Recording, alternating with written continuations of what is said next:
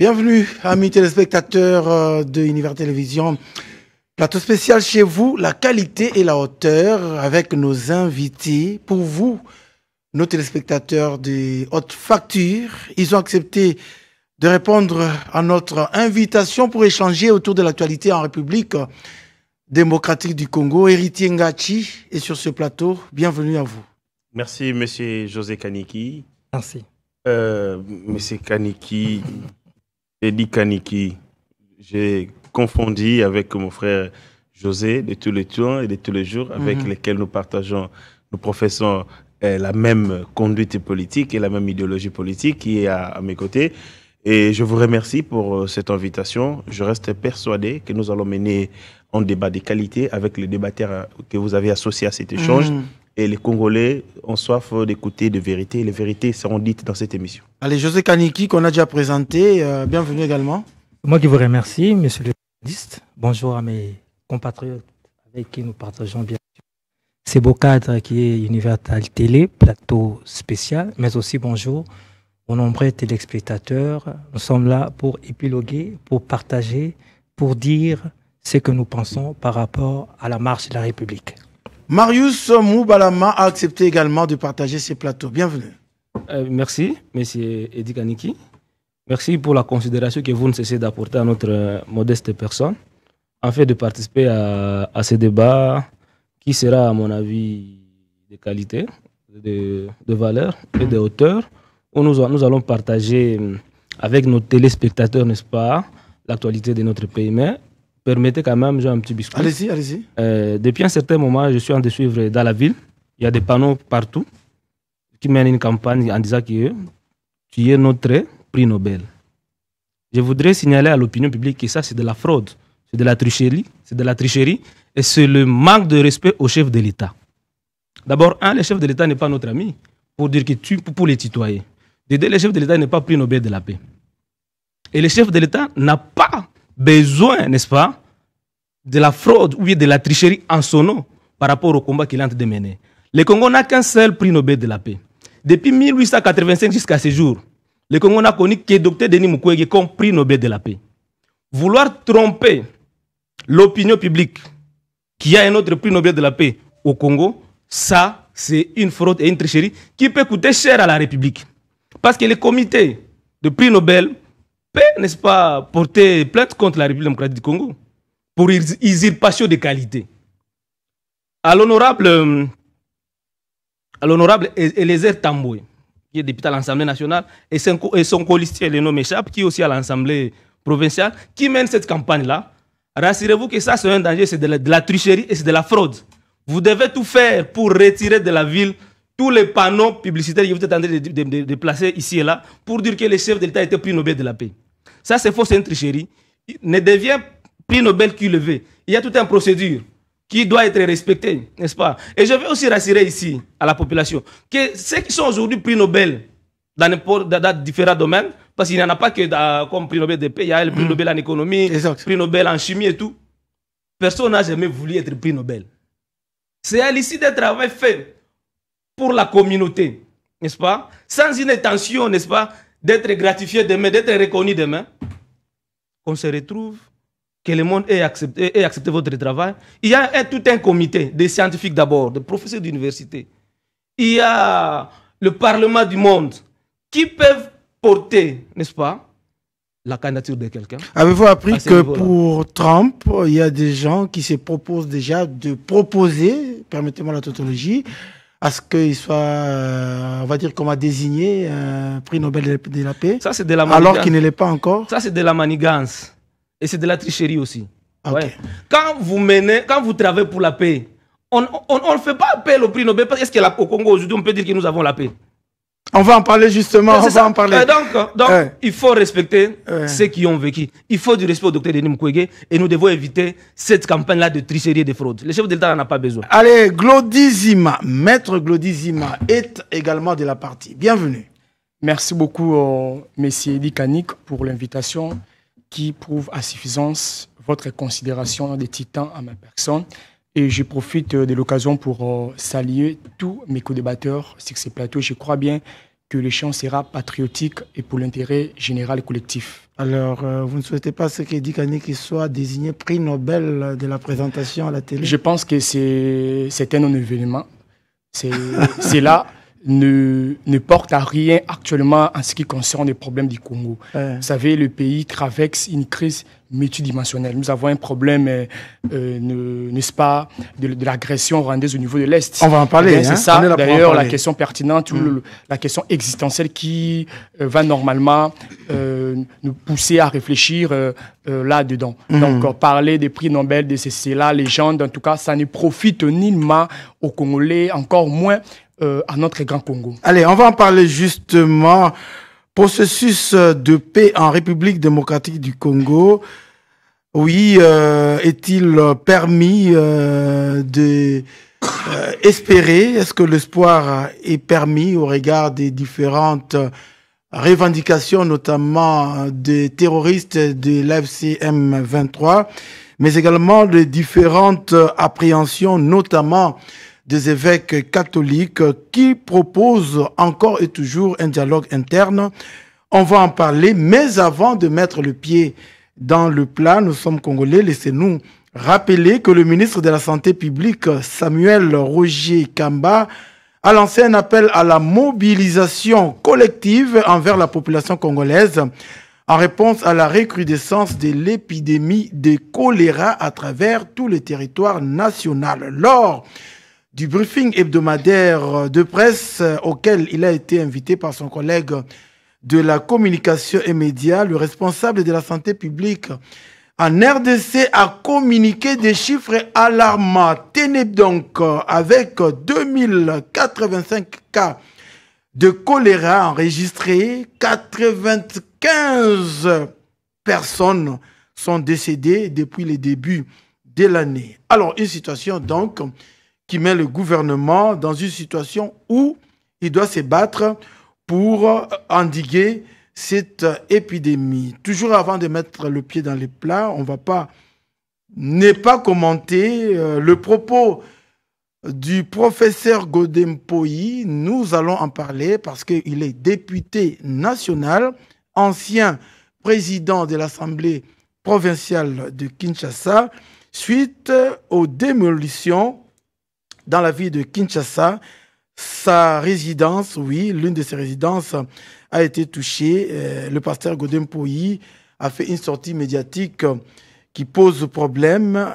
Quel est le point de vue de chacun de nous sur ce plateau? On en parle avant de revenir, n'est-ce pas, sur l'accord de paix. Plateau spécial, c'est parti. Avec Héritier Ngati, vous êtes Congolais. Les Congolais sont en train de mourir à l'Est. On parle de plus de 12 millions, mais voilà que une autre tragédie nous arrive, c'est le choléra. 95 personnes décédées.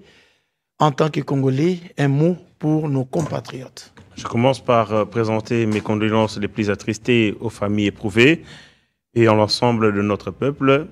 Cependant, il faut dire que le choléra est une maladie diarrhéique aiguë, une maladie infectieuse et contagieuse. Il faut que nous adoptions d'abord au niveau de nos communautés de gestes responsables qui tendent évidemment à limiter la transmission de cette infection. Ça, c'est au niveau de la mobilisation et de la sensibilisation collective, que nous adoptions de gestes responsables dignes pour évidemment limiter la maladie. Parce que cette maladie, elle se transmet d'un corps à un autre. Si nous adoptons les attitudes responsables, nous pouvons évidemment limiter la nocivité en termes de transmission de cette maladie.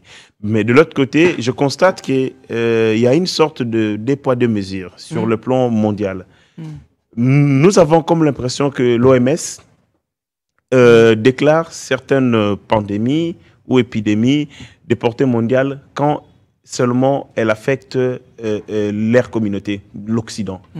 Mais quand ces maladies affectent le Sud, nous avons une sorte de lenteur dans la prise en compte de ces maladies. Vous avez par exemple les maladies tropicales comme le paludisme. Vous sentez que la réponse accordé, le palu fait plus de victimes que le VIH-Sida. Mais vous avez la réponse de la communauté internationale à travers évidemment l'OMS sur le VIH-Sida est plus conséquent, une réponse conséquente par rapport au paludisme. Ça doit aussi nous remettre en cause, nous, les Africains, nous, les habitants du Sud, sur la nécessité de nous prendre en charge pour construire évidemment des infrastructures de santé, mais aussi investir dans la recherche scientifique. Parce que ces épidémies refont surface dans une période donnée, certaines après une décennie, d'autres après une cinquantaine d'années. Il faut que les gouvernements africains prennent des responsabilités pour investir, notamment dans des instituts comme au Sénégal. Nous avons l'Institut Pasteur. Ici, à la République du Congo, nous avons l'INRB, qui est une institution de recherche scientifique très importante dans le domaine médical. Mais il faut mettre suffisamment de moyens. Mais nous sentons que s'il s'agit des instituts africains, il y a une sorte de léthargie ou sinon un engagement à peine des mots, à peine voilé. Donc, à défaut de compter sur l'appui, parce que quand c'est une épidémie et de portée mondiale, nous sentons qu'il y a eu même une autre épidémie dans ce sens-là. Lorsqu'elle a commencé à faire des ravages en Espagne, aussitôt l'OMS a déclaré l'épidémie de portée sanitaire mondiale et s'y investit. Mais quand ce sont des problèmes de santé des Africains, on sent une certaine léthargie. Nous devons nous remettre en cause, investir sur la recherche scientifique, notamment la recherche médicale. Le Congo a fait ses preuves à travers l'INRB et nous devons évidemment promouvoir ce genre d'institutions pour trouver des solutions à des problèmes récurrents comme l'épidémie de choléra. Alors, à Maïndombe, justement, le gouverneur Lebon Kosso a annoncé officiellement à Inongo l'existence de l'épidémie du choléra dans ces coins du pays. Il a indiqué que 233 cas, dont 30 décès. Marius Moubalama. Allez, une tragédie nous arrive. Une tragédie nous arrive au moment où nous semblons ne pas être à mesure d'éradiquer ces tragédies. Mon prédécesseur a été clair, il a fait une sensibilisation que je salue. Oui. Mais au niveau de responsabilité, la responsabilité est combattue pour que nos populations arrivent dans cette situation-là. Quels sont les canaux de transmission de cette maladie-là? On nous parle de l'eau, par exemple. Est-ce que la population a-t-elle accès à l'eau potable? Je ne pense pas. Le taux de pourcentage est faible. Et vous allez voir à l'intérieur de notre pays, les gens boivent de l'eau de la rivière. Le même eau qu'on utilise pour la vaisselle, pour la lessive. Donc, pour tous les besoins, c'est le même eau qu'on boit. Et voilà comment est-ce que la population est, n'est-ce pas, exposée à des maladies hydriques. Au niveau de la prise en charge, est-ce qu'il y a des infrastructures nécessaires pour couvrir les besoins de la population, pour répondre aux besoins de tous ceux qui sont touchés par ces maladies-là? S'il y a des hôpitaux, en termes de densité ou en termes de l'espace, ils sont situés à quelle distance? Parce qu'une fois la choléra vous attrape, vous êtes attrapé par la choléra, en tout cas, il vous faut aller vite, rejoindre vite un centre de traitement. Sinon, c'est la mort qui s'ensuit après quelques heures. Est-ce que nos populations qui sont à l'intérieur de nos provinces ont-ils accès facilement à des infrastructures de qualité pour avoir accès à ce genre de maladies-là, à ce genre aux soins? Voilà. On nous a vanté à un moment donné le projet 245 territoires. Qui devrait construire qui devrait construire aussi des hôpitaux. Ah oui, mais si je suis en odeur de sainteté avec Branly Milambo qui est à la régie, pendant que Marius Moubalama parle, essayez de nous balancer justement les hôpitaux construits par, construits par le régime en place. Dans un territoire, par exemple, y a-t-il, à Inongo, parlons de Inongo, y a-t-il combien, n'est-ce pas, d'hôpitaux? Et ça couvre combien de populations? Ce sont des éléments qu'on doit nous donner. Et la distance à parcourir par cette population-là, ce sont des problèmes réels. L'hygiène aussi, c'est par rapport à la façon dont nous cuisons nos aliments. Est-ce que, regardez comment est-ce que, même à Kinshasa, on nous présente les Maléos.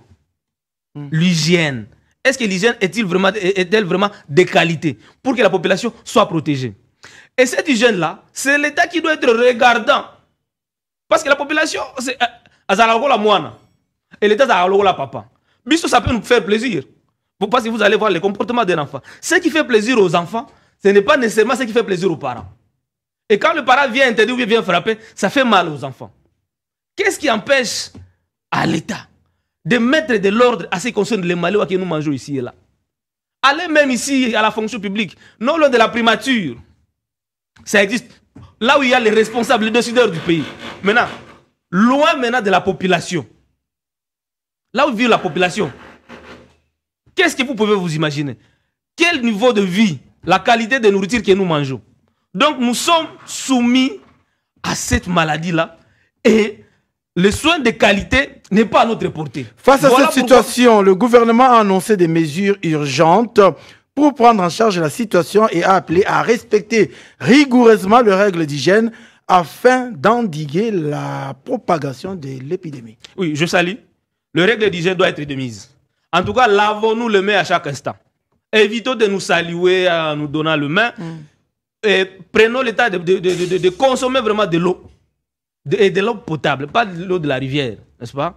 L'État est en train de se mettre en œuvre pour endiguer la maladie, mais qu'il développe maintenant des politiques durables pour que la population ait accès, n'est-ce pas? On te montre, hein, la régie montre là-bas. Mais c'est combien de Quinois?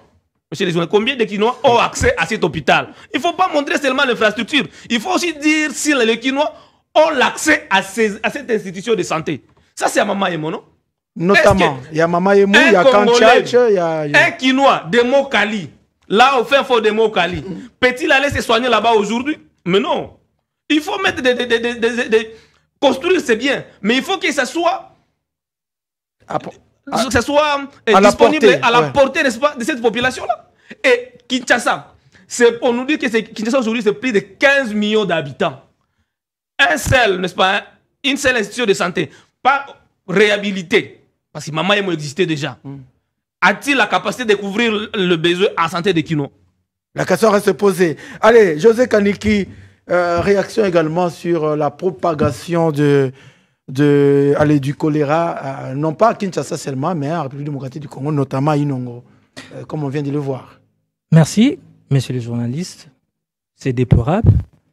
Une pensée déjà pieuse en ce qui concerne ceux-là qui ont perdu nos frères, nos compatriotes, qui ont perdu les leurs, les nôtres.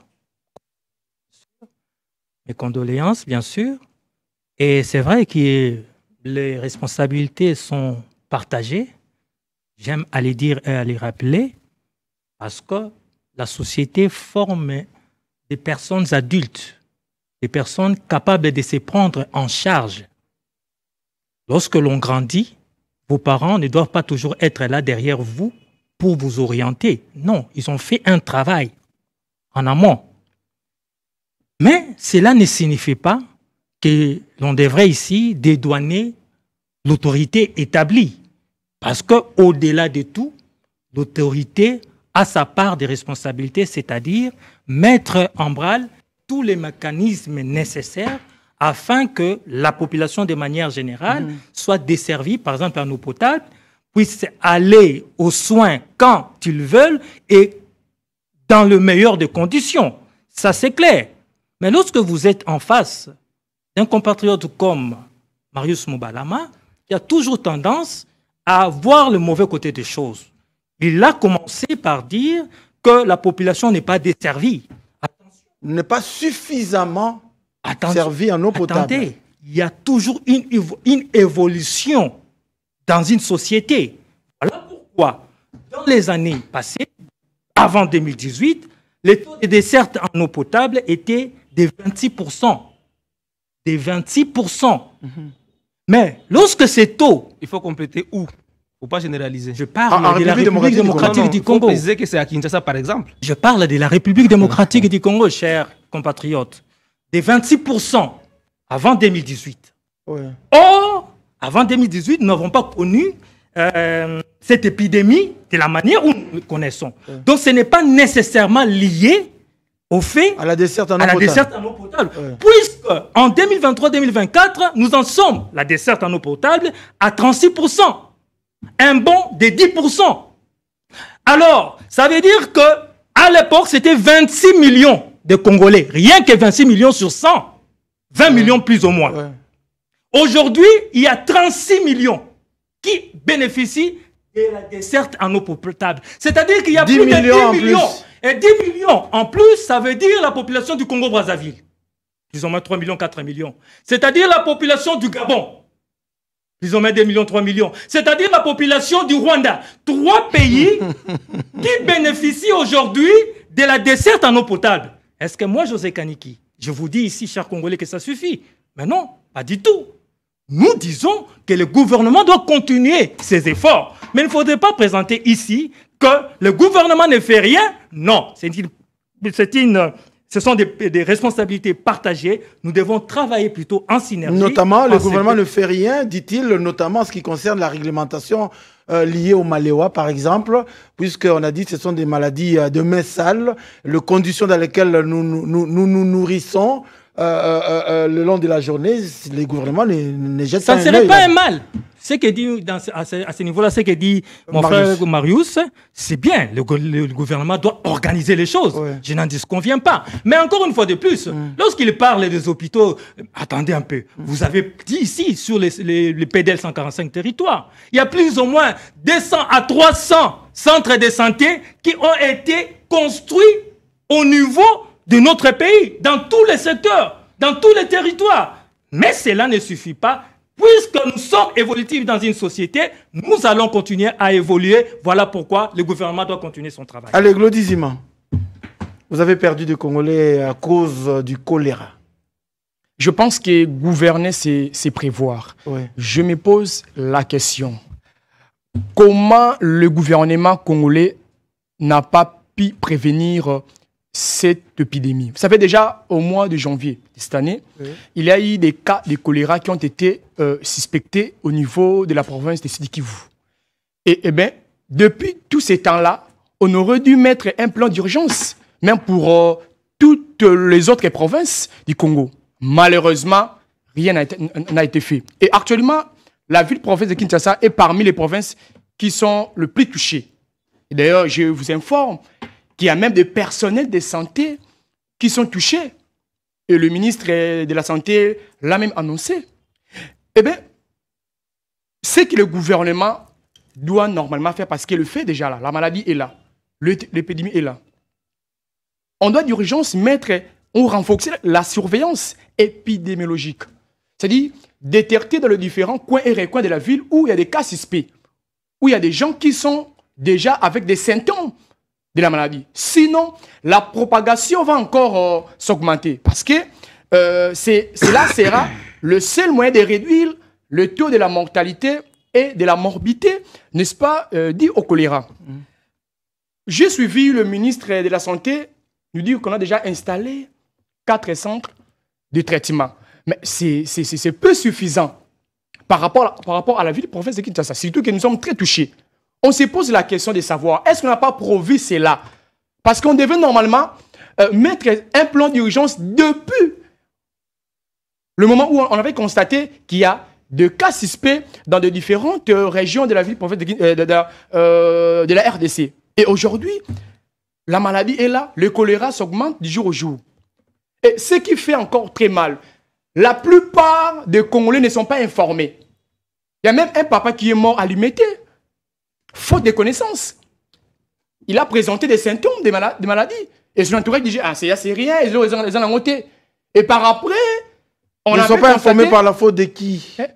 Mais le problème, c'est que le gouvernement n'a pas informé l'opinion. Il y a un problème de sensibilisation. Oh, mais vous dites que vous avez suivi le ministre, non? Tout à fait. De la Santé. De la Santé. Oui. Il en a parlé sur le cas de personnes de santé qui ont été touchées. Oui. Il y a même des personnes qui circulent avec cette maladie. Alors, on se pose la question, mais pourquoi le gouvernement n'a pas mis un plan, n'est-ce pas, de sensibilisation de la population? Pourtant, vous informez à la population que la maladie est là, le choléra est là. Mais comment, jusqu'à présent, il n'y a pas un plan de formation et de sensibilisation de la population qui sera d'ailleurs victime? Et ça pose problème. Ça prouve à suffisance qu'il y a un problème de la faillite au niveau de la gestion de la race publique. Ça prouve à suffisance qu'il y a un problème de l'absence de l'État. Nous avons un gouvernement. Non seulement le gouvernement au niveau central, au niveau provincial, il y a un ministre de la santé provinciale. Est-ce qu'il y a eu une réunion d'urgence entre ces deux ministères au niveau national et provincial? Et s'il y avait eu de réunion, est-ce qu'on a mis un plan d'urgence sanitaire? Est-ce qu'on a réfléchi sur le budget en place pour faire face à cette épidémie? Et jusqu'à présent, nous sommes encore dans des zones d'incertitude. On ne sait pas à quel sens se vouer. Et les populations sont en train de mourir du jour au jour. Et l'épidémie est en train de se propager dans la ville province de Kinshasa. Qui sait parmi nous si quelqu'un est infecté ici? C'est un problème. D'ailleurs, la population devrait commencer déjà à observer les gestes et barrières. Mais qui va informer ces populations? On devait normalement apprendre ou créer, multiplier des centres de traitement. Informer la population. Attention, quand vous constatez tel symptôme, veuillez vous présenter directement à un centre de santé le plus proche afin qu'on puisse vous soigner. Mais ça ne se passe même pas. Face à cette épidémie, le ministre recommande une stricte observance avec les images que nous voyons là justement. Observance de règles d'hygiène, c'est laver régulièrement le main avec du savon, consommer uniquement de l'eau bouillie ou traitée, couvrir les aliments, éviter l'automédication et se rendre rapidement dans un centre de santé dès l'apparition de premiers symptômes. Roger Kamba insiste notamment sur le geste à adopter en cas de signes comme la diarrhée ou le vomissement. Toute personne présentant ces symptômes doit éviter l'automédication, dit-il, et consulter immédiatement le centre de santé le plus proche. Eh bien, c'est bien, mais la sensibilisation n'est pas assez accrue. Oh. Mais je vous dis, mais vous êtes journaliste et vous pouvez descendre sur le terrain. Ouais. Si vous dites aux gens que le choléra est déjà à Kinshasa, les gens vont ah non, c'est le coup de bâcher dans le gouvernement. Voyez-vous, pourtant, l'épidémie est en train de se propager. Moi qui vous informe, j'étais sous-informé. Ok. Mais, eh bien, voilà. Nous qui sommes d'ailleurs leaders d'opinion, qui devrions informer, nous étions sous-informés. Donc, ce qui suppose que l'État où le pays est géré avec beaucoup de légèreté. Le ministre n'aide pas le président de la République. Parce que les gens diront, président Sanelo, pourtant il y a un ministère ayant la santé publique dans ses attributions. Il y a un ministère provincial de santé. Mon précieux ami qui me suit, Patricia Ngongo, je ne sais pas. Ouais. Qu'est-ce que vous en pensez? Parce que la maladie est là. La semaine dernière, nous avons réceptionné 20 tonnes de kits et d'autres livraisons sont prévues. À ce jour, nous disposons de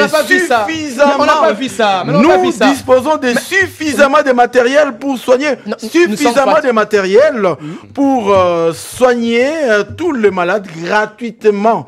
J'insiste, dit le ministre, dès l'apparition des symptômes, ne vous traitez pas seul. Il ne faut pas prendre le risque de laisser traîner la maladie. Rendez-vous au centre de traitement où tous les soins sont accessibles et gratuits. Mais il conclut en disant 80% des décès sont communautaires, c'est-à-dire que les gens décèdent avant même d'arriver à l'hôpital parce qu'ils tardent à consulter un médecin. Mais je vais vous démontrer une chose. Ils ont installé 4 centres de traitement. Oui. Hôpital de Kankokolo, hôpital de Ngingiri, des centres Pagadjouma et l'hôpital de Renaissance. Mais au niveau de Tchang, est-ce qu'il y a des centres? D'ailleurs, le district de Tchang est tellement popularisé. Vous savez comment les gens ne respectent même pas les gestes et barrières au niveau de Tchang. Il y a des maléos à par-ci, par-là. Il y aura des propagations à haut niveau, je vous dis. Donc, il y a une légèreté. Quand vous dites des kits, mais on n'a pas vu ça. Mais nous sommes fatigués des discours hypocritiques. Nous voulons des actes pragmatiques. Parce que les populations sont dans l'insécurité sanitaire. C'est inacceptable et c'est pathétique. Donc, c'est que moi je propose au gouvernement de renforcer la surveillance épidémiologique. Deuxième des choses, n'est-ce pas, de sensibiliser les populations et de former les corps médicaux. C'est-à-dire, il faut qu'il y ait une formation des agents. Parce que si un corps médical n'est pas bien formé, il sera lui-même infecté pendant qu'il est en train de traiter le patient.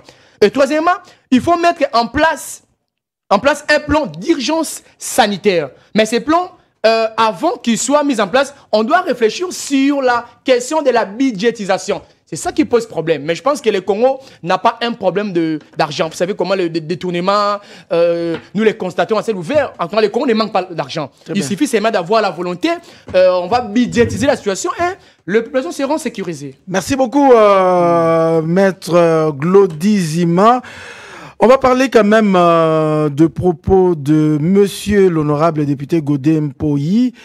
Destruction de sa maison dans la commune de Ngaliema dans le cadre de l'opération de démolition de constructions anarchiques. Le député national Godé Mpoyi a-t-il déçu le peuple congolais en affirmant que plusieurs acteurs politiques et leaders religieux s'y se retrouvent dans la rébellion? C'est notamment à cause des frustrations. Héritier Ngachi. Merci beaucoup pour la question. Mais j'ai beaucoup aimé. C'est ça aussi l'intérêt d'être dans un plateau avec un journaliste chevronné et outillé. Dans certains plateaux de télé, vous avez des gens qui dorment dans des boîtes de nuit et viennent présenter des émissions sans lire et sans s'informer. Et malheureusement, ils sont ballottés par des invités malins, subtils, qui, faute de l'aimant, l'air ballotte dans tous les sens. Mais pourquoi quand tu parles, tu ne regardes pas Glodizima? Non, je suis en train de regarder ma caméra. Je suis en train de faire bon usage de ma caméra. D'accord. Je connais comment fonctionnent les plateaux. Pour animer. Voilà. Et donc, de ce point de vue, je me suis rendu compte que mon débatteur qui est en face de moi a tenté d'injecter de contre-vérité. Mais malheureusement, il a croisé du roc sur son chemin, le fait. Parce que quand vous dites qu'il y a l'absence de l'État, en même temps, le ministre dit qu'ils ont réceptionné des kits et de matériaux et en quantité suffisante. Et pour soigner gratuitement. Et pour soigner gratuitement. Et lui-même reconnaît qu'on a mis des centres. Mais il continue qu'il y a l'absence de l'État. Et avant ça, il dit, on a détecté quelques cas au Sud Kivu, mais on a mis du temps pour tout ça. En fait, j'aime nos frères qui sont dans l'opposition. Ils ont une conception métaphysique de l'État ou magique de l'État. Tout c'est résout en un claquement de doigts. C'est facile de le dire. Et il y a un discours très souvent que je trouve de paresseux. Gouverner, c'est prévoir. Et c'est comme ça. Gouverner, c'est prévoir. Alors que pour qu'une maladie, une épidémie comme celle-là, soit inscrite, il y a un niveau. Il y a des portées. Il y a des strates. On surveille l'épidémie et au regard notamment de l'évolution de la situation, on l'inscrit dans telle ou telle autre phase. Et la République démocratique du Congo a fait ce travail. Elle a constaté qu'il y avait une épidémie naissante, il y a résurgence de l'épidémie, et elle a mis en place directement le mesure. D'abord, vous avez vous-même suivi la sensibilisation. J'aurais voulu que mon frère dise il faut intensifier la sensibilisation. Voilà le mot approprié. Intensifier la sensibilisation. Parce qu'elle existe. Elle est passée à la RTNC, la chaîne nationale, que tous sommes censés suivre. Lorsqu'on fait, par exemple, les nominations, les lectures de nomination, ces lectures se font où? Se déroulent où? À la RTNC. Et comment les gens dans nos villages savent que tel a été nommé ministre et tel ne l'a pas été nommé, mais on utilise ces mêmes ondes. Et c'est dans ces mêmes ondes qu'on a fait la sensibilisation, la vulgarisation pour les gestes barrières et les gestes d'hygiène. Mais mon frère, malgré ça, constate qu'il y a l'absence de l'État. Alors, si absence, d'après lui, a notre entendement, ça, ce n'est pas de l'absence de l'État. L'État a été proactif et il a agi de manière efficiente et efficace. Je reviens sur les projets. Mon frère de Denis Mukwege, il est Denis Mukwege. Oui, Marius de Denis Mukwege. Lui, par contre, n'a pas réfléchi, mais il a posé des questions. Des questions, en n'ayant lui-même pas de base. Parce qu'il dit, vous avez fait quoi? C'était à quel niveau? Mais lui-même devait dire que avant que vous n'arriviez au pouvoir, le taux d'addiction en eau potable était de tel %. et vous n'avez rien fait. Mais quand lui-même n'a pas de base, mais il nous pose des questions, il voudrait qu'on lui donne et les questions et les réponses en même temps. C'est quand même trop ambigu. Nous savons seulement que le président Félix-Antoine Tshisekedi a construit et a réhabilité des infrastructures hospitalières plus qu'aucun autre chef d'État dans ces pays. Personne n'a fait autant que lui. Il y a même un projet qui n'a pas été suffisamment vulgarisé. Je l'ai découvert, projet PRIDS, qui a été fait avec le ministère du Développement rural, qui concernait la construction des infrastructures sociales de base. C'était dans la région du centre. Les Kasaï, l'Omami, les Sankour, et ainsi de suite. J'ai été émerveillé. Je ne savais pas qu'on a créé des réseaux d'addiction d'eau potable. Que ce soit à Kananga. Et ce projet a permis de résoudre notamment les problèmes d'érosion, parce que Kananga est frappé par des érosions. Si nous ne sommes pas suffisamment informés, c'est ça aussi la faiblesse de notre régime. Beaucoup de choses sont faites, mais peu sont vulgarisées. C'est comme ça, c'est important que nous ayons des médias comme Univers ici. Des médias qui permettent évidemment de recenser toutes les réalisations du chef de l'État et les mettre à la portée de tout le monde. Nous sommes à Kinshasa. Mon frère, avant de quitter ici, il ne sait pas peut-être ce qui s'est passé à Kananga ce matin. Il ne sait pas peut-être ce qui s'est passé à Mbujimaï. Mais il viendra ici sur base des informations qu'il a reçues par rapport à ses limites, évidemment, mais aussi à l'accès qu'il a à des informations. Mais combien font les descentes sur terrain pour aller à Aru, à Mambasa, aller à Kanyabayonga, pour regarder ce qui a été fait là-bas? Nous avons des amis qui sont dans des projets, notamment les projets PDL 145 territoires. Mais ils nous disent des infrastructures qui ont été construites, c'est énorme. Vous allez ici, l'hôpital de Kankokolo. Mais l'hôpital de Kankokolo, moi-même je suis un enfant de militaire, mais ça sentait de la puanteur. Mais l'hôpital de Kankokolo est devenu ce lieu doré où les gens quittent la cité pour venir au Kankokolo parce qu'ils savent qu'au niveau de l'hôpital Kankokolo, il y a des soins de qualité. Un hôpital des militaires qui reçoit des gens qui quittent la cité. Vous avez même par exemple la spécialité orthopédique. Pour les os. Est-ce qu'on peut voir justement les images sur les hôpitaux? Vous avez des hôpitaux construits, réhabilités. La morgue de l'hôpital de Kankokolo, c'est incroyable. Vous avez Mama Yemo. Il y a des souris qui passaient à Mama Yemo et il y a la même taille que les chats. La morgue de Mama Yemo, c'est l'empuanteur. Mais il faut quand même reconnaître à juste titre ce qui a été fait. Ne soyons pas de mauvaise foi. Beaucoup de choses sont faites par ces régimes. Beaucoup de choses. Ayons l'amabilité de les reconnaître. Ça ne change rien de reconnaître que beaucoup de choses sont faites par ces régimes plus qu'aucun autre par les passés.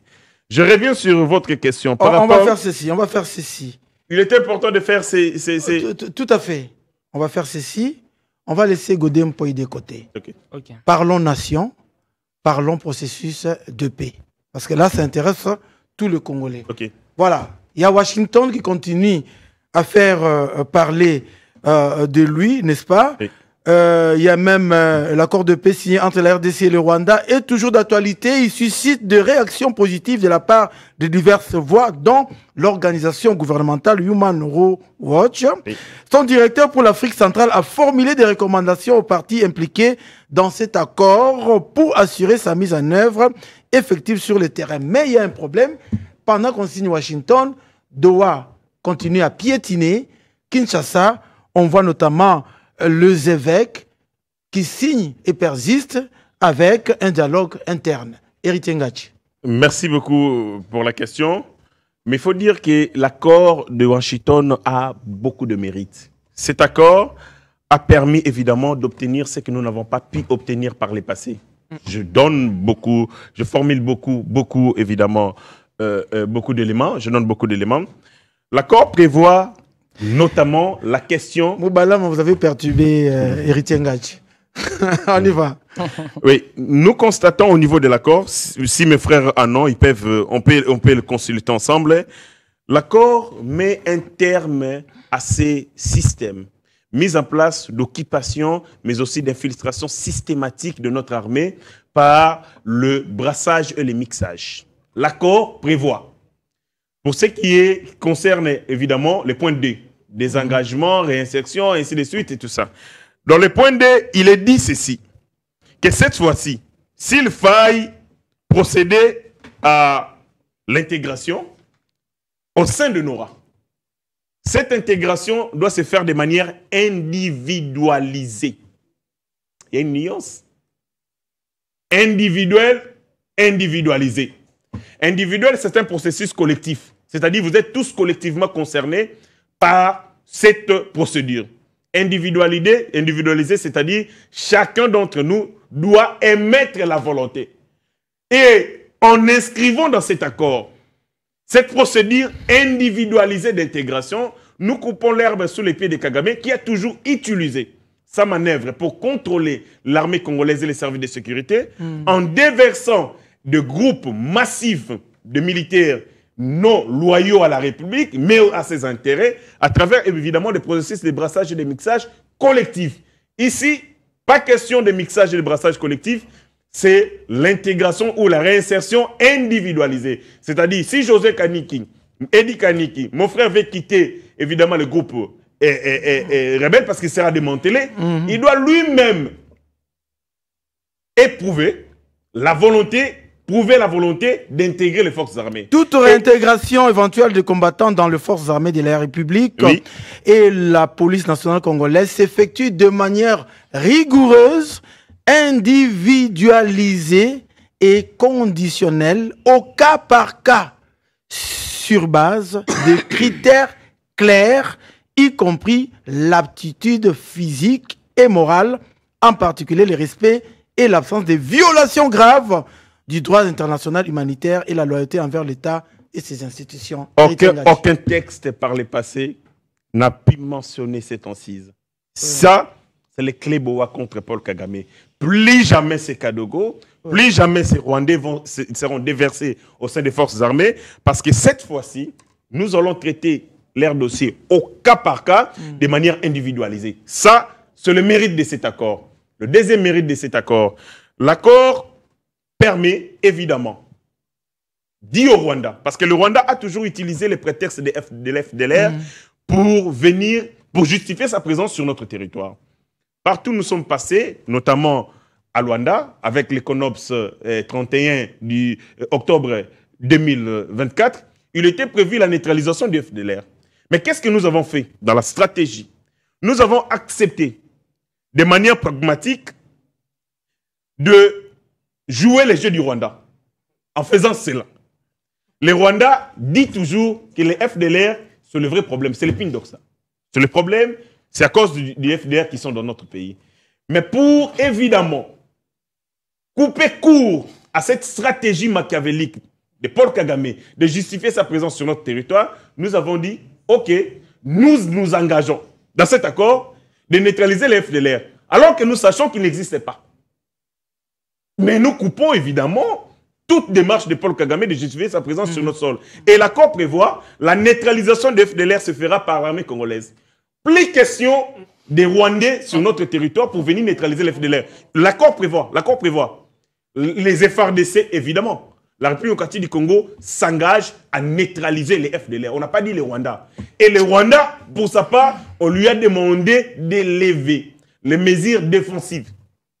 Et donc, de ce point de vue, aucune armée étrangère ne peut être sur notre territoire sans l'invitation de la République démocratique du Congo. Pour nous, c'est un succès énorme qui prouve à suffisance que le président de la République a joué la balle au bon. Et maintenant, il est question de matérialiser cet accord à travers les mécanismes conjoints de coordination de la sécurité qui sera mis en place, chargé d'évaluer évidemment la situation sur terrain, sur le non-respect de deux parties protagonistes sur cet accord qui est entré en vigueur dès sa signature le 27 juin 2025. Marius Moubalama. Monsieur les journalistes, je suis un peu choqué. J'ai suivi M. Héritier Ngachi, garçon intelligent.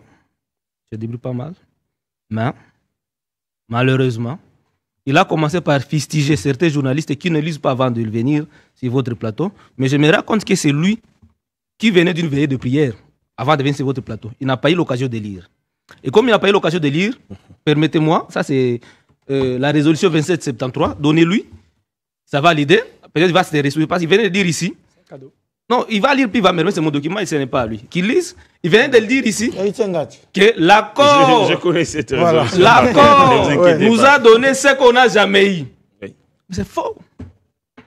Mais la résolution 2773, messieurs les journalistes, c'est plus fort que ce fameux accord de paix signé aux USA. Oui, l'accord, la résolution ici dit quoi? 2773. Oui. Ah, c'est l'effet immédiat et sa condition. C'est ça l'effet immédiat et sa condition. 2. Retrait immédiat et sa condition de RDF sur le territoire congolais. 3. Parmi les résolutions prises dans la résolution 2773, 3. Le démantèlement de toutes les administrations parallèles implantées par Nanga. Ouais. Or, quand vous parcourez l'accord de paix signé le 27 juin, nulle part on parle de retrait de RDF. L'accord ici, s'il vous plaît, ne reconnaît pas la présence de RDF sur le sol congolais. Et pourtant, les rapports des experts des Nations Unies ont prouvé noir sur blanc la présence de RDF sur le sol congolais. Cet accord ici nous a amené à changer notre narratif. À l'interne, ici, nous parlions de quoi? Que nous sommes agressés par le Rwanda. Nous avions crié sur tout le média du monde que nous sommes agressés par le Rwanda. Ici, dans l'accord, nulle part, on a dit que le gouvernement congolais de la République démocratique du Congo est agressé par le Rwanda. C'est nous plutôt que nous avions adopté à travers cet accord de paix le narratif du Rwanda. Là-bas, on parle de quoi? On parle de lever des mesures défensives du Rwanda. Nous, on n'a jamais parlé de mesures défensives.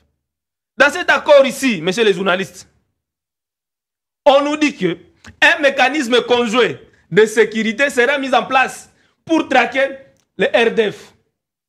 Monsieur Héritier Ngaït ici nous dit que c'est le FARDC lui-même. C'est faux.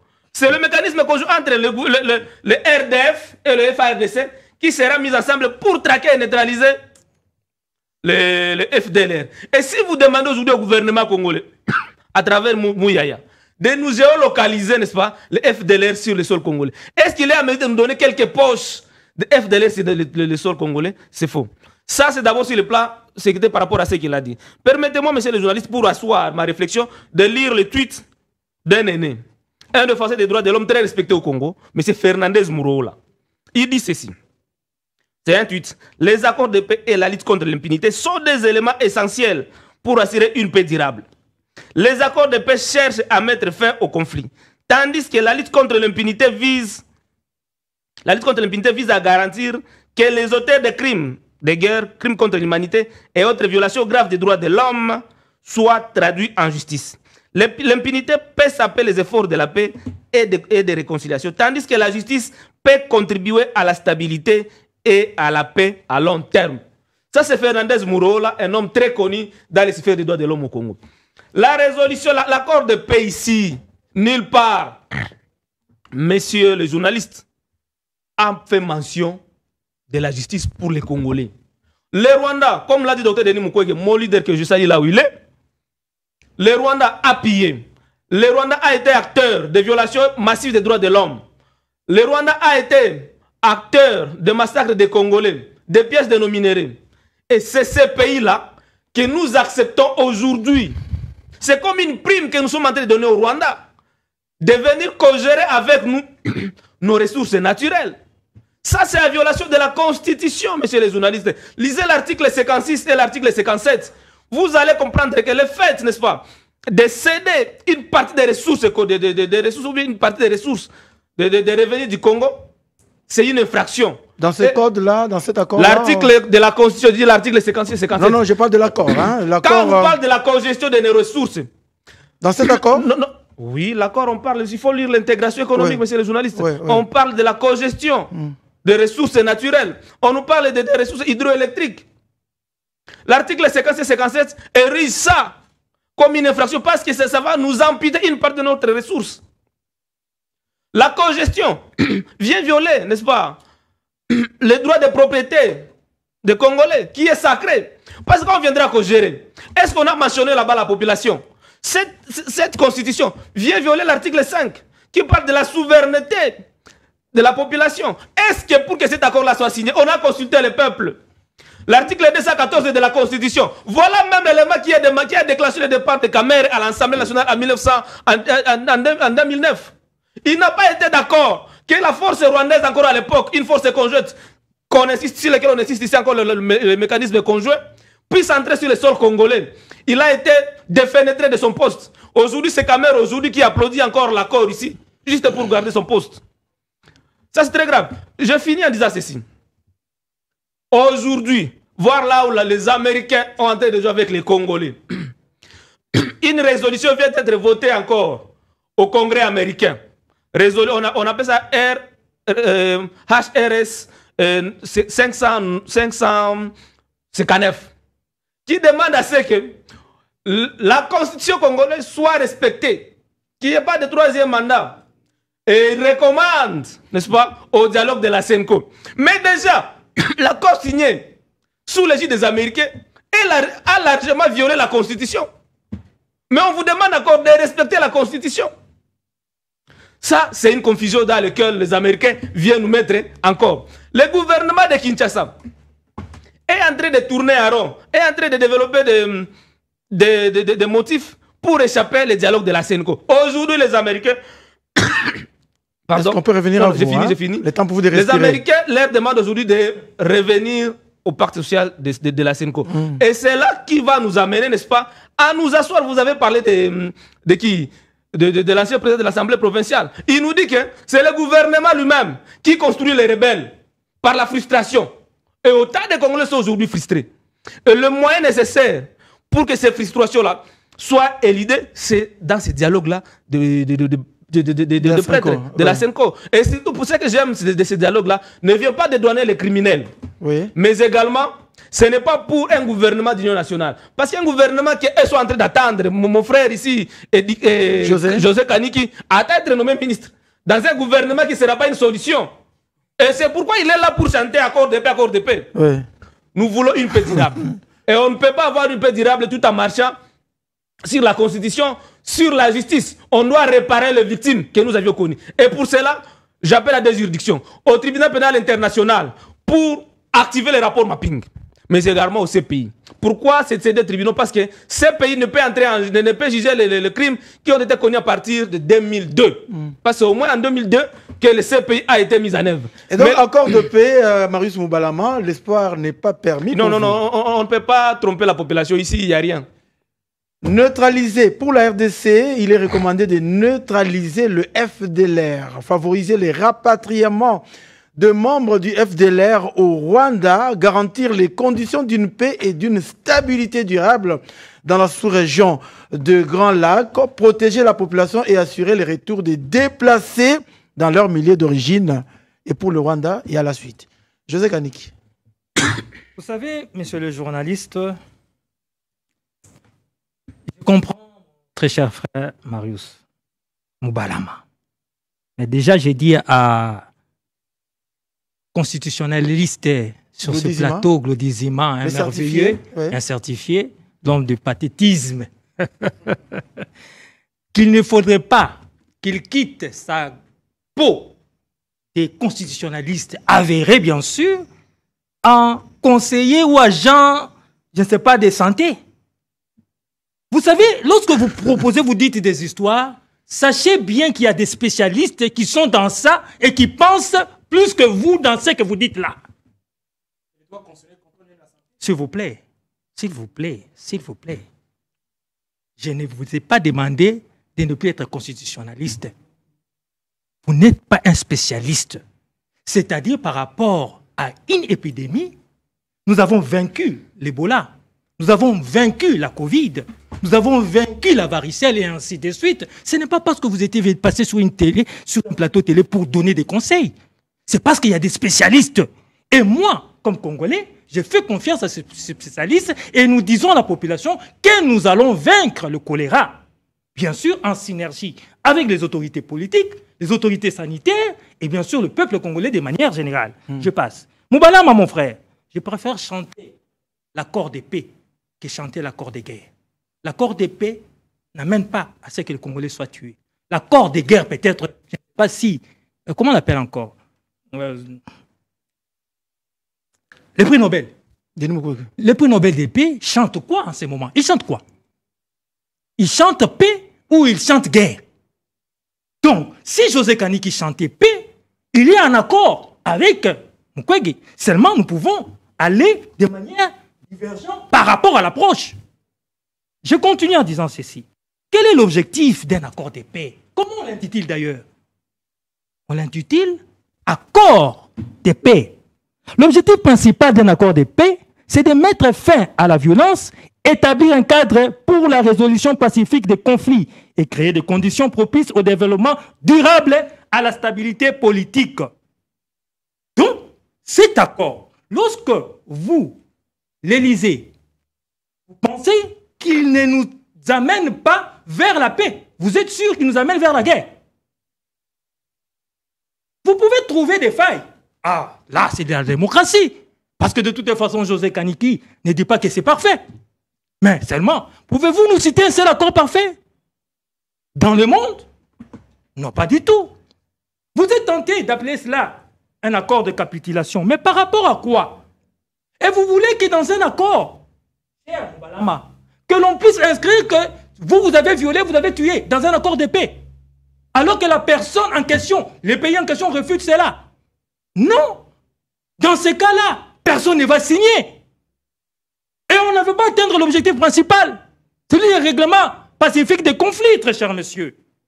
Voilà pourquoi on trouve l'équilibre. L'équilibre, allais-je dire. Mais cela ne veut pas dire qu'on met les mécanismes de justice à côté. Avez-vous... Mais c'est quoi? C'est normal pour vous que la justice soit mise à côté? Non. Non, vous n'avez pas compris. Cela ne veut pas dire qu'on a mis le mécanisme de justice à côté. C'est ce qu'il dit. L'accord d'Addis Abeba a inclus, ça a été signé par le Rwanda, a inclus la justice traditionnelle dedans. S'il vous plaît. Oui. Le Rwanda a accepté que la justice soit faite. Mais vous, qui êtes au pouvoir aujourd'hui, vous escamotez l'accord d'Addis Abeba. Pourquoi ça a été accepté? Addis Abeba, mais aujourd'hui, vous mettez ça à côté. Allez-y. Est-ce qu'un accord est là pour indexer, pour condamner une partie à conflit? Non. Un accord de paix ne devrait pas nécessairement condamner une partie en conflit. Bien que la justice et la responsabilité soient des éléments importants pour la paix durable. On signe un accord, mais nous sommes à la CPI. Nous sommes à la Cour africaine de justice. Ça, c'est une autre partie des manches. Mais faudrait-il ne pas signer un accord de paix parce qu'il faudrait qu'il y ait d'abord justice? Ça a été déjà fait où? Dans quel monde? On signe à travers le monde d'abord cet accord de paix, on ramène la paix, ça nous permet à éviter d'autres morts, ça permet à la République d'éviter qu'il y ait une continuité de pillage de nos richesses, et là nous sommes vainqueurs. Pour le Rwanda, il s'agira de désengager ses forces, lever les mesures de défense mises en place par le Rwanda, assurer la réintégration sociale des ex-combattants FDLR, démobiliser et rapatrier au Rwanda, notamment. Dans le mot désengagement, y a-t-il pas un retrait des troupes? Dans le contenu du mot désengagement. Si vous dites que dans la résolution, il y a les retraits, eh bien, l'accord n'exclut pas les retraits. D'ailleurs, la résolution n'affecte nullement l'accord, ni l'accord n'affecte la résolution. D'ailleurs, l'accord reconnaît la résolution. Ouais. Combien? 27-73. Ouais. Donc, il y a une complémentarité. Il y a un ajout. Puisque sinon, très cher, puisque vous souriez, très cher Glodizima, si l'accord ne reconnaissait pas la résolution, on n'allait pas faire allusion dans cet accord. C'est-à-dire que l'accord prend en considération tout ce qui a été dit au niveau de la résolution. Et on en a fait une exigence dans cet accord. Je continue en disant ceci, localiser les FDLR. Mais pour localiser les FDLR, disons neutraliser les FDLR, il faudrait d'abord identifier les FDLR. N'est-ce pas que l'accord parle de l'identification des FDLR? Et puis localiser. Mais puisqu'il y a un CONOPS, un mécanisme qui va mettre en place la délégation congolaise, la délégation rwandaise et bien sûr les partis et la délégation internationale, partie prenante, pourquoi identifier? Puisque c'est un prétexte. Eh bien, tu dis que moi je t'ai volé quelque chose et que cette chose est dans ma chambre, dans ma maison. Je vous dis ceci, pour éviter qu'on aille loin dans les débats inutiles, eh bien, venez, nous allons identifier. Venez avec la police. Entrez avec la police. Avec votre police.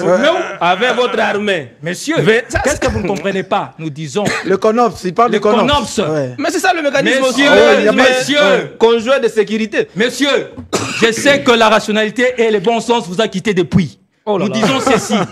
Le CONOPS sert à identifier, servira, disons, à identifier, à localiser.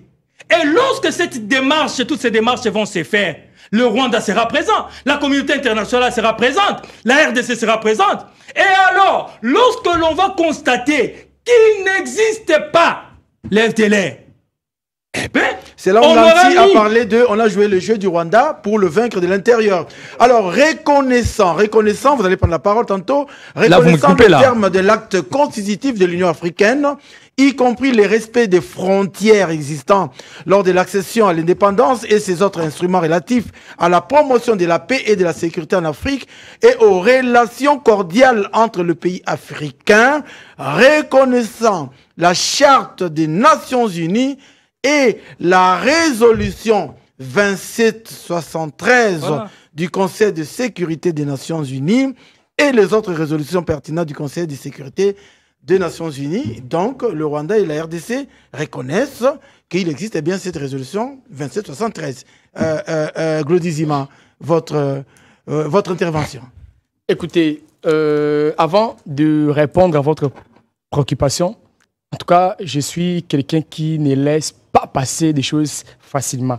Je reviens en tout cas très vite par rapport à ce qu'il m'avait dit quand je parlais de l'absence de l'État. En fait, dans ces contextes, je parlais de l'État déficitaire. Vous savez pourquoi? Parce que Didier Triché dit ceci. Il dit l'État, c'est une fiction juridique qui repose sur les faits.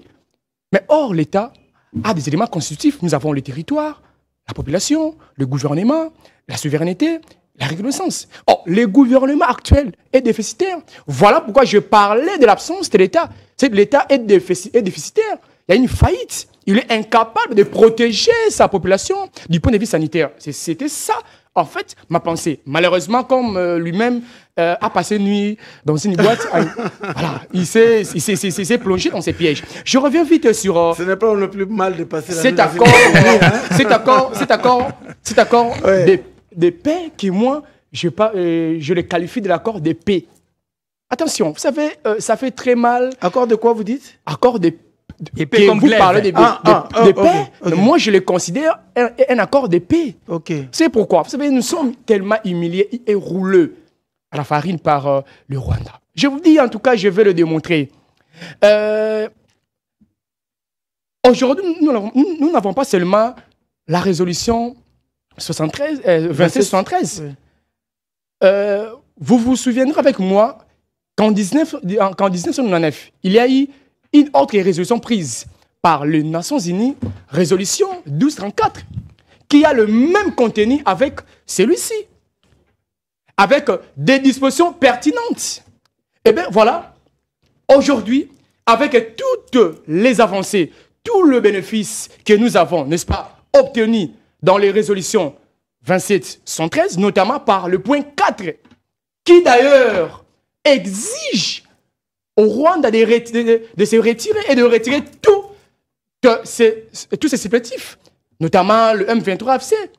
Mais bizarrement, on a vu la ministre ayant les affaires étrangères dans ses attributions être roulée au niveau international, signer un accord de Washington qui vient brader les différentes résolutions déjà prises à l'avantage de la RD Congo. Voilà, c'est tellement aberrant. Mais pourquoi vous dites brader alors que je venais de lire l'accord dans l'exposé des motifs? Mais on n'a que citer. Dans l'exposé des motifs, je vous en prie, dans l'exposé des motifs, on dit bien acceptant, etc., y compris la résolution 2773. Alors, mais pourquoi vous dites que ça... Très bien. On n'a fait que citer, je vais vous démontrer. D'ailleurs, dans le même accord de Washington, on a accepté, on a intégré le plan harmonisé de Luanda.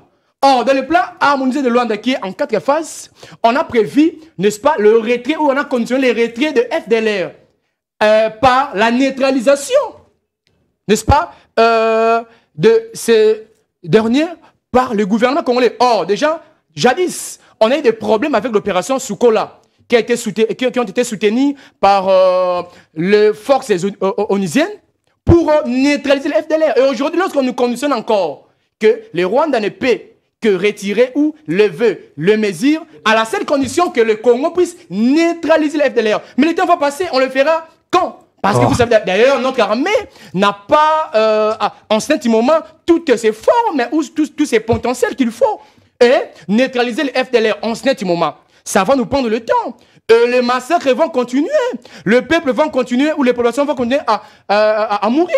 C'est tellement... Mais pourquoi vous dites que le massacre... Je voudrais vous comprendre. Mais, pourquoi vous dites que le massacre va continuer oui, alors que l'accord n'abolit pas la résolution 2773, l'accord reconnaît que le plan parti... harmonisé introduit. Ouais. Ce qui nous stresse davantage, c'est le plan harmonisé intégré de l'accord de Washington. Ouais. Mais je voulais démontrer, le plan détaille clairement que le retrait de Rwanda et ses supplétifs doit se faire par la neutralisation de FDLR. Là, il y a la concomitance. C'est ça le problème. C'est ça le problème. Et à part cela, on a légitimé, ce même accord de Washington a légitimé la thèse selon laquelle la République démocratique du Congo soutenait les FDLR pour menacer le Rwanda. Or, nous avions jadis, à plusieurs reprises, refusé cela.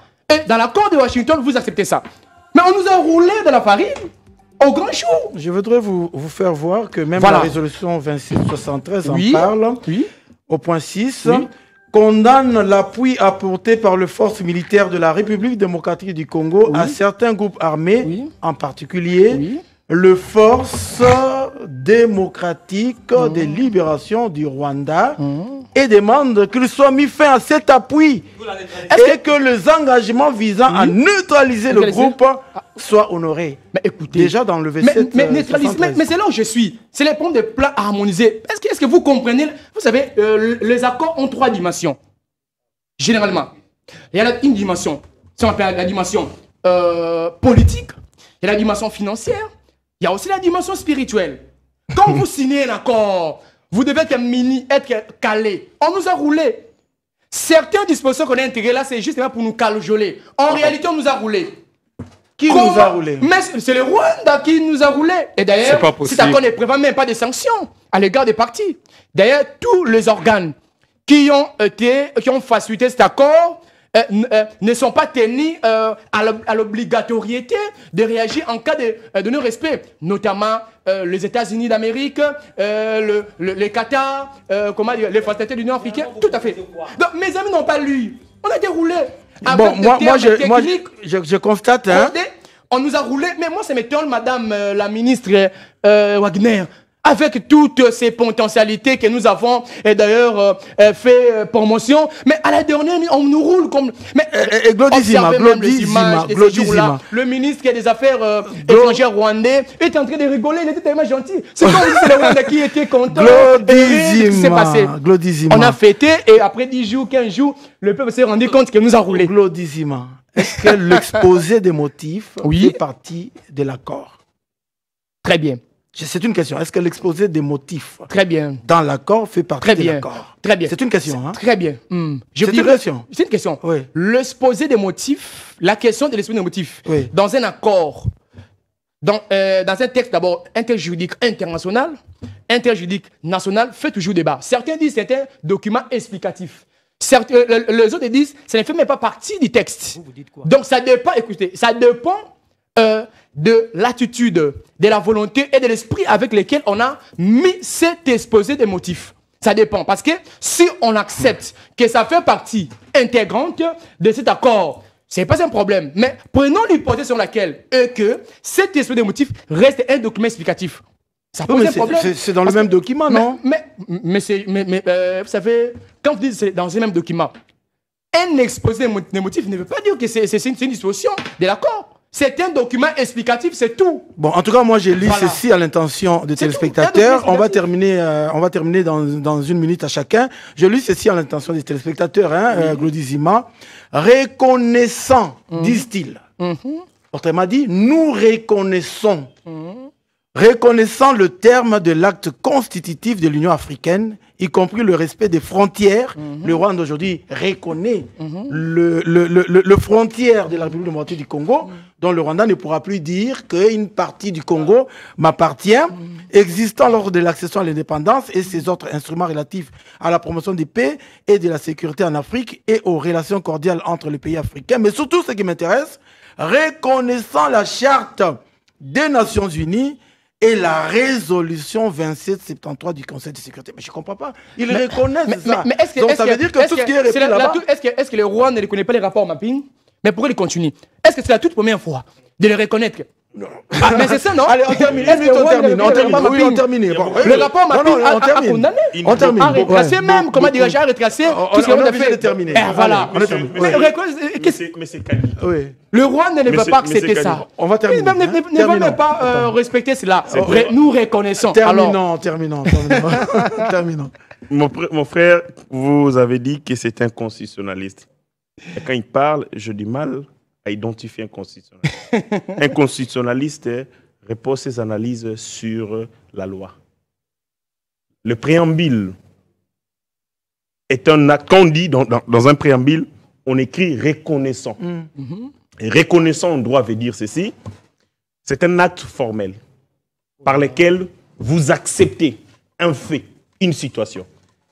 Et c'est malheureux que c'est un juriste qui ne sait pas la portée du concept reconnaissant dans un acte de droit. Mais j'explique. Allez-vous, c'est un document explicatif. J'ai très bien expliqué. J'ai expliqué. Reconnaissant. Soyez calme, monsieur. On m'a dit que vous êtes constitutionnaliste. Mais vous êtes à côté. Je vous en prie. Laissez-moi. C'est un document explicatif. Faites-nous comprendre. Faites comprendre, j'allais dire, aux 120 millions des Congolais sans nécessairement parler du constitutionnalisme. Tout à fait. D'accord. Dans le préambule de cet accord, les deux parties reconnaissent. Et comme il est bien écrit, reconnaissant. Reconnaissant, c'est un acte formel. C'est une déclaration formelle par laquelle les deux parties acceptent une situation. C'est-à-dire la République démocratique du Congo et le Rwanda ont accepté la résolution 2773. Et c'est comme ça que cette résolution est reprise dans l'accord. Ça, c'est P. Allons dans le point 5, là où il est écrit MONUSCO. Là, ce n'est même pas la reconnaissance, mais bien plus que ça. Point 5. Si vous avez l'accord, parce que les gens semblaient dire ici, on a dormi, je ne sais où. Point 5. Ça vous a choqué, hein? Point 5, c'est lui qui s'est justifié sa qui? Je suis vacciné contre ce genre de on y va, on termine. Je suis vacciné contre ce genre de bassesse, Terminons, Gangachi. MONUSCO est notre soutien multilatéral. Le point 2. Les partis s'engagent à faire progresser la mise en œuvre de la résolution 2773, entre parenthèses 2025, du Conseil de sécurité des Nations Unies et autres résolutions pertinentes du Conseil de sécurité des Nations Unies. On a fini. Ces gens sont... On a fini. Merci beaucoup. Allez, salut-moi, on a fini. Allez, on a fini. C'est fini. Allez, c'est fini. C'est fini. Qu'est-ce que vous voulez dire encore? On a fini. Non, l'accord est porté.